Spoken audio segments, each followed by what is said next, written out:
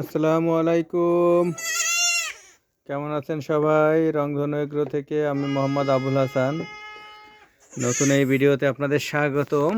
দেখেন আমার ফার্মের নতুন মেহমানগুলা কত সুন্দর খেলাধুলা করছে। এই যে বক্সটা দেখছেন, কাঠের বক্স, এটা হচ্ছে আজকে এখনই এটা তৈরি করলাম। এখন বাজে প্রায় রাত, এখন বাজে হচ্ছে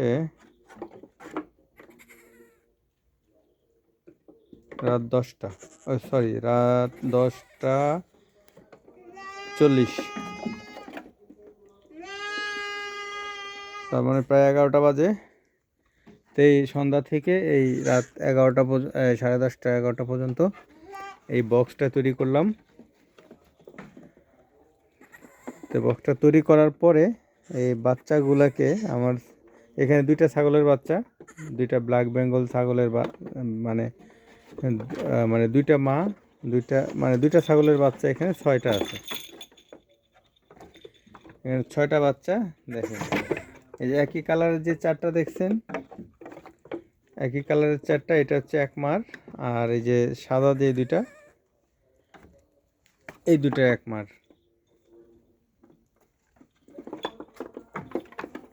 মা দুটো হচ্ছে, এই যে এইটা হচ্ছে দুটা সাদা বাচ্চা হয়েছে। আর এটা হচ্ছে 4টা, ওই যে অন্য কালার, খাকি কালার হয়েছে। এটা হচ্ছে 4টা বাচ্চা হয়েছে, এটা 2টা হয়েছে। এটা গত সপ্তাহ হয়েছে। হওয়ার পর থেকে জানেন এখন হচ্ছে তীব্র শীত। আজকে হচ্ছে ডিসেম্বর মাসের 30 তারিখ 2025। প্রচুর শীত। এই শীতের ভিতরে বাচ্চাগুলা তারপরে মোটামুটি আলহামদুলিল্লাহ সুস্থ আছে। দেখছেন কেমন খেলতেছে। মানে নতুন ঘর পেয়ে এরা হচ্ছে একটু বেশি ছুটাছুটি করছে। আর এর আগে ছিল হচ্ছে ক্যারেটের মধ্যে ছিল।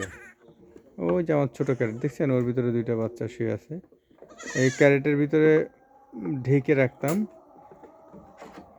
ক্যারেটের ভিতরে খড় দিয়ে। তো এটার ভিতরে এখনও খড় দেওয়া হয় নাই, এটার ভিতরে খড় দেওয়া হবে। খড় দিলে এটা একটু টেম্পারেচারটা একটু বাড়বে, মোটামুটি সুস্থ থাকবে। আর এই যে আমার বাকি ছাগলগুলো দেখেন, সবই মোটামুটি সুস্থ। শীতে অবস্থা খারাপ। এই যে দুইটা পাঠা,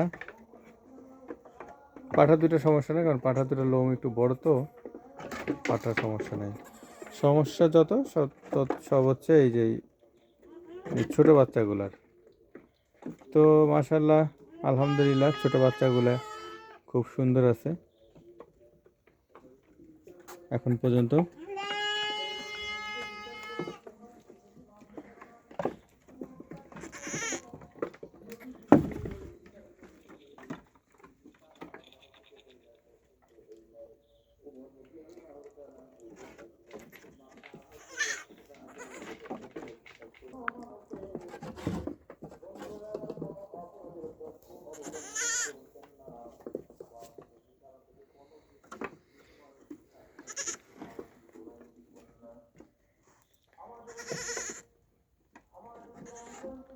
তো যাই হোক,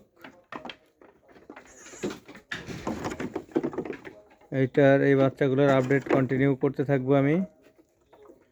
যেহেতু আমার এটা হচ্ছে ব্ল্যাক বেঙ্গল ছাগলের ফার্ম, তো ব্ল্যাক বেঙ্গল ছাগল নিয়ে অনেকেরই অ্যালার্জি আছে।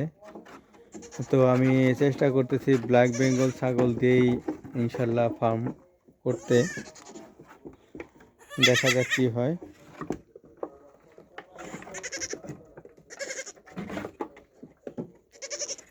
আপনারা যারা এই ভিডিও দেখবেন তারা অবশ্যই আমাকে, যারা ছাগলের ফার্মার আছেন বা ছাগল সম্পর্কে অভিজ্ঞ আছেন, তারা আমাকে অবশ্যই জানিয়ে যাবেন যে ছাগলগুলো লালন পালন করতে আমি কি ব্যবস্থা করতে পারি।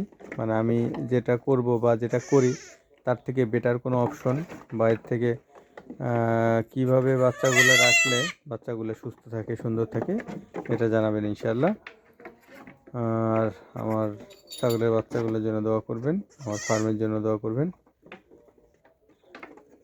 ভালো থাকবেন সবাই। এই পর্যন্ত আজকে। আল্লাহ হাফেজ।